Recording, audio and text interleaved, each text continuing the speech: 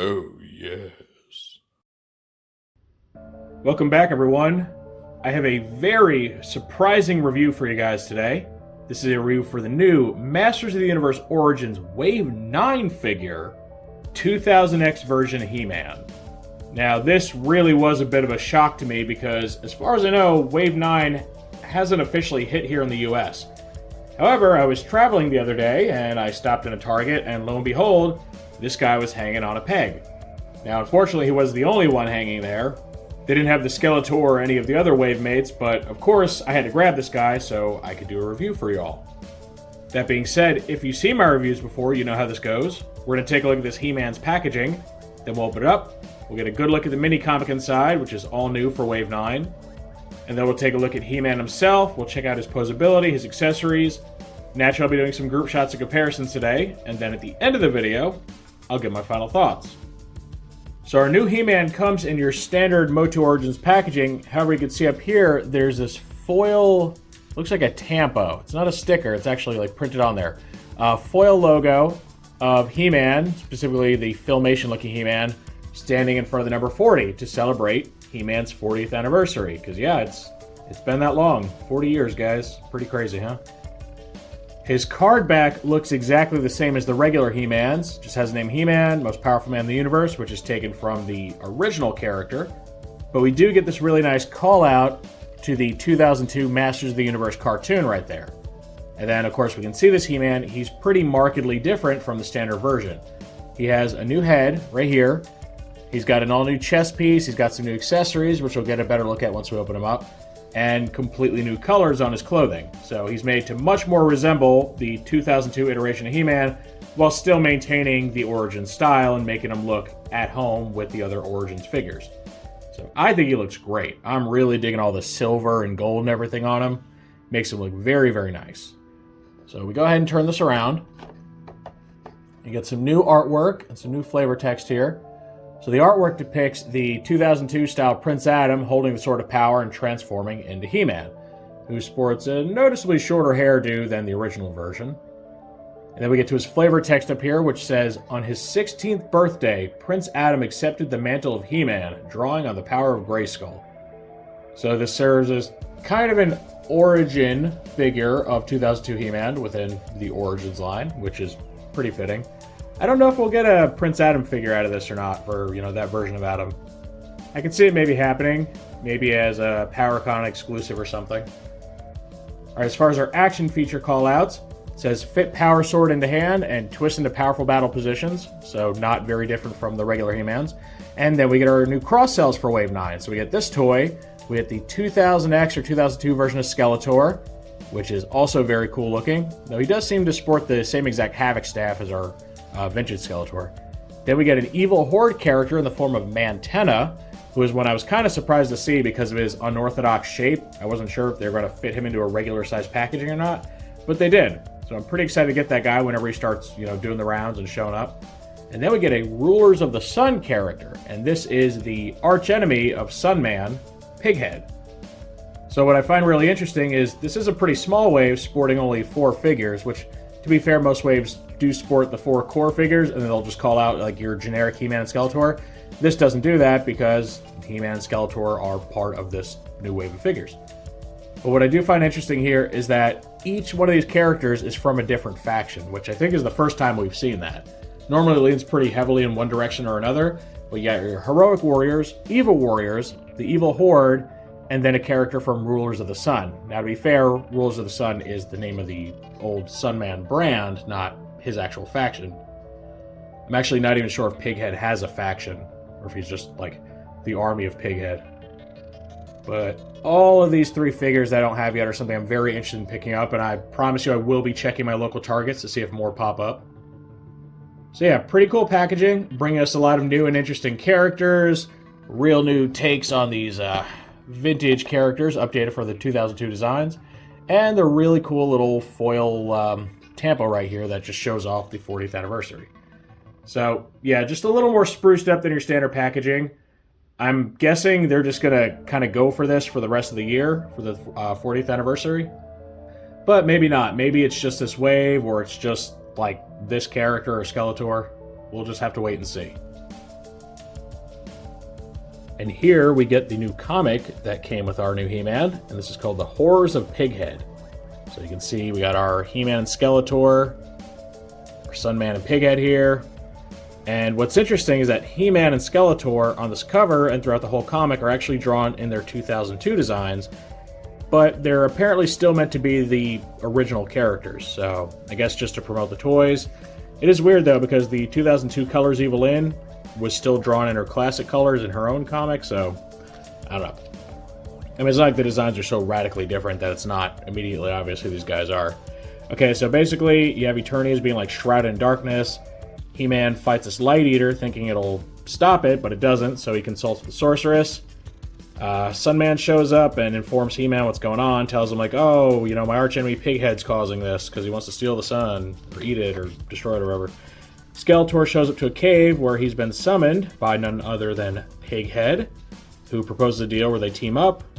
You can see Mantenna spying on them in the background. Then we cut back to Sunman here, who's, you know, still filling them in, reveals that he's actually captured Mantenna and forces him to tell them what he knows about what Skeletor and Pighead are up to. They go to fight them. Skeletor boasts how, you know, they're no match for the two of them, but then Pighead shows his true colors and snatches this Sunstone for himself. He escapes through a portal to Castle Grayskull, where he's gonna, you know, use the Sunstone to destroy it and begin his conquest. But then Sunman shows up, kicks his butt, and gazes upon a sunrise. So pretty cool, pretty cool. And then on the back, as usual, we have our cross cells here. All right, now we get to see our new He-Man with all of his accessories laid out at his feet. So I want to take a quick look at those. So here is the new Sword of Power, being much more intricately detailed than the standard version. It's got like a lot of mechanical detailing and stuff on there, almost kind of cybernetic. You have what looks like circuitry going across the blade. And it does have the little He-Man emblem right there, and like the cross of the blade and the hilt there. And then we get his axe, which shares in that very like steampunky looking design with a lot of mechanical detailing. It's huge for one. It's much bigger than the standard He-Man axe. It looks like a two-hander, whereas the standard one just looks like a single, you know, little one-handed axe. But of course, being He-Man, he's more than strong enough to wield this thing in one hand. And then the shield is actually the least different. It's got the same overall look to it. Again, just more surface detailing. Mine does unfortunately have some stray paint going outside of where it's supposed to, but it's not all that noticeable, just kind of against the ridges and stuff. So all in all, very cool. I imagine this is probably compatible with the regular shield, or interchangeable with it, so you can probably have him wield either one there. And then we see our new He-Man close up. So he's got a new head sculpt. It looks very similar to the original one, at least as far as the face goes, but I'll show you here in a moment that they are indeed different. It's got a whole new chest harness. The arms are all the same, the chest is the same, the legs, the boots, all that. Same sculpting as regular He-Man. But then he does have a new pelvic area, which has similar looking woolies, but has a whole new belt section, and even has a little fanny pack on the butt. I never noticed that 2000X He-Man had a fanny pack, but apparently he does. Weird choice, weird placement to put it right on his butt, but alright. Alright, so as far as his weapons, he can wield either one in either hand, because unlike your standard or vintage looking He-Man, he actually has two weapon holding hands instead of an open one. So it's got some pros and cons. The pro is that he can dual wield, which is something the regular He-Man can't do since he doesn't come with an optional like second weapon holding hand. But he can wield both of these weapons and look very, very cool doing it. Or of course, he can, just like the regular one, store either weapon in this little hoop on the back of his harness. That frees up a hand to wield his shield. Now the one downside to having a second weapon holding hand is it doesn't hold the shield as well as the open one. The open one, the open fingers just kind of slide through this guard. Here, he's meant to kind of grab it and hold it, and he kind of sort of does, but it doesn't work as well. So you clip this section over the forearm, and you can see this doesn't grasp the handle as well as it should. It's really because the handle is really wide here and thin this way. So it's not as great of a fit as the standard one, but it works well enough. Like, it doesn't cause an issue or anything, and he does get the added bonus of being able to dual wield, so I think it's a worthwhile change. As far as his tolerances and everything, they feel as good as ever. The head's got the double ball joint. You got your universal shoulders, right? Your single bent elbows with the rotation, universal wrists. Now, on my copy, for some reason, the little wrist assembly for this hand, it kind of splits. You see it splitting when I start like bending it. I don't know how that happened. It must just be a defect on mine. I don't expect that to be a widespread issue. Some kind of like weird cut in it. I don't have that issue on this one though. He's got a good waist swivel, the universal legs, the knees, the boot swivel, all that stuff. Same as a regular He-Man, and it feels good. It feels nice and tight, but not overly tight. Everything poses well, holds together nicely. It's a good figure. It really is. No signs of mold degradation. I imagine with a line like Master of the Universe, where they reuse parts or entire like bodies so excessively, there's probably a lot of mold touch-up they do.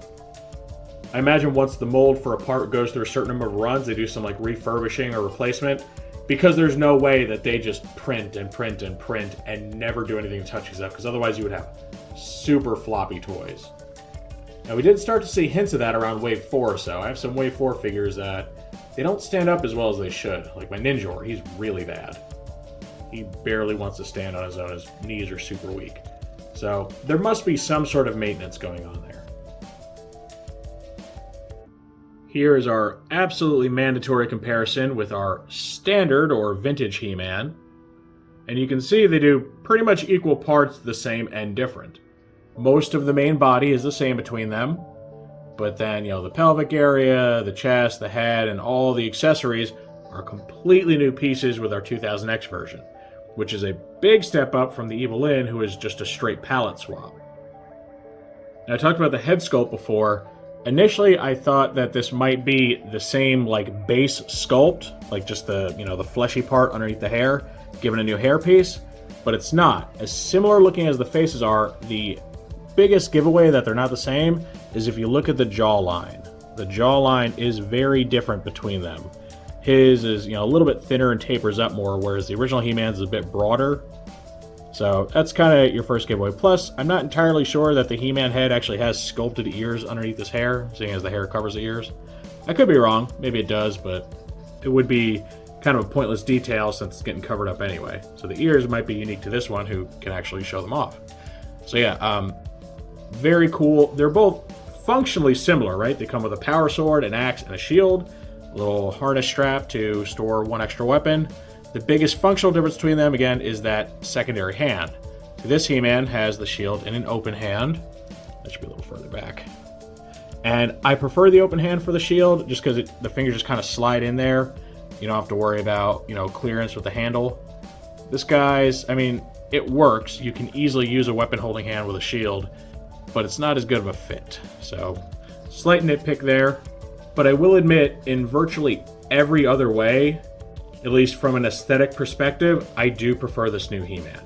I just think the level of detailing, the surface detailing that goes into his armor and accessories, the sheer cool factor from all the paint, where everything's this really nice silver color, I just think it works better. Like, you can't replace the vintage He-Man. He is the one that started it all. But to me, I don't know, from just, pure aesthetics, no nostalgia factor, I think this is clearly the cooler toy. Look at all this stuff. Look at all the detailing and the coloration. And I like his darker browns better than this more orange brown. This He-Man just seems a little too bright. I prefer the, kind of earthier colors of this one. But that's just me. You might disagree on that point. But I think most people can agree, if you cast nostalgia aside, they did a fantastic job on this figure. Really went above and beyond on the details. And here is a group shot with, so far, the only other 2000X character to be done in Origins, at least until Skeletor starts showing up. And this is our Wave 5 Evil-Lyn, which really is just the Wave 1 figure with a new color scheme to better evoke the 2002 or 2000X version. And when you see the amount of work that went into this guy, she looks so incredibly bare bones. The Evil-Lyn figure's already, not one of my favorites, because she's just so very, very simple and has, the one just simple little accessory. And I just felt she really wasn't a great deal.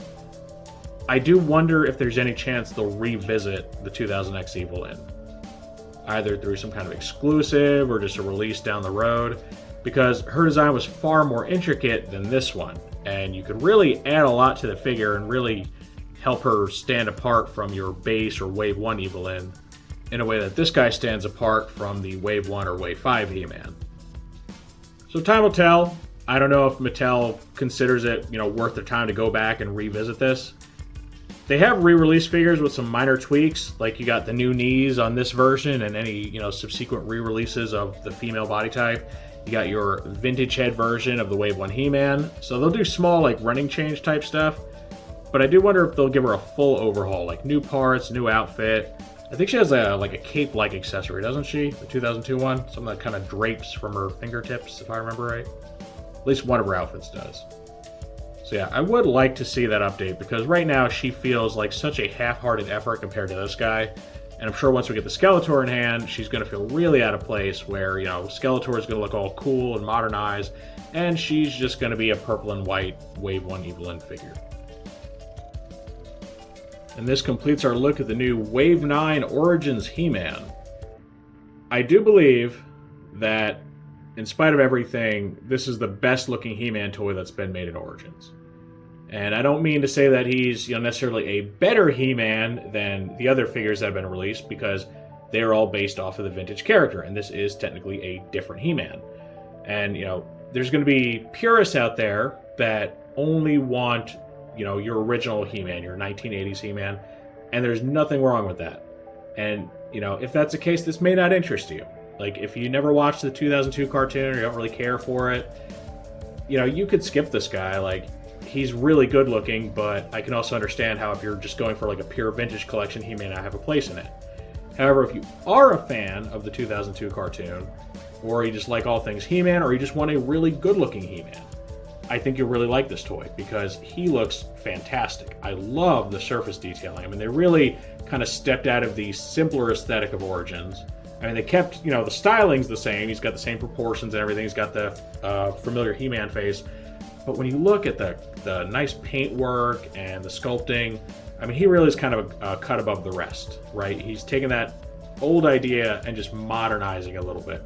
And I appreciate it. I think he looks really, really good. And he is, at least a decent bellwether for what we can expect with future 2000X updates, or really any other types of, modern updates in the Origins line.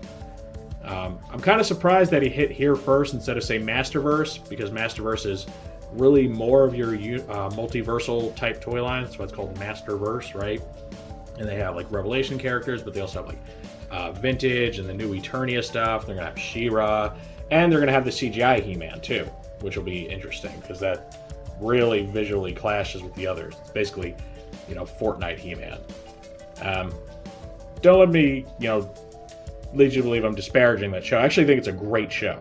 It really is. Just the art style is not my thing. So it's kind of like Wind Waker, right? Like Legend of Zelda Wind Waker, where, people were like, oh, geez, the art style, oh, it's so cartoony, but it actually ended up being a great game. Kind of how I feel about the new Netflix show. It really is a fun watch. So this guy, he's from a show that was a little less radical with its reinvention. I mean, it definitely redesigned some characters, but it did stick a lot closer to the core premise. Really, if anything, it just leaned a little more heavily into the technological aspect of Eternia than the more, sword and board, fantasy aspect. Not to the extent that the new He-Man does, but just a little bit. And you can see it here in his weaponry and all that. But yeah, I think he's a just really, really awesome toy. And if you're open to buying things that are outside of, the 80s time frame, I think you'll like him. He just looks so good. I'm perfectly pleased with the way this guy came out. So yeah, if you can find him in stores, which hopefully he'll be showing up at more stores soon, hopefully the one I found wasn't just a fluke, I would definitely pick him up. They still cost normal Origins pricing, which is currently about $17, and I think for that $17 you're getting a really nicely done figure. Of course, that is just my take on this new He-Man, so now I want to know what you all think of this. Is this something you're interested in as an Origins collector? Can you see yourself kind of, straying outside of the 82 to 87-ish, maybe later, He-Man line and go for something a little more modern? Or are you perhaps a big fan of the 2002 cartoon and this is something that's right up your alley? Or do you not like this, either because it's outside of your scope, or maybe you don't like the way it came out. Maybe there's something about it that just bothers you. Any and all feedback is always welcome in that comment section. If you enjoyed this review, make sure to toss it a like. Let YouTube know you want to see more stuff like this. If you do want to see more like this, make sure to subscribe and hit that notification bell so you always get a heads up when I post something new. I thank you for joining me for this surprise look at the new MOTU Origins Wave 9 2000X He-Man. With all that said, I will see you next time.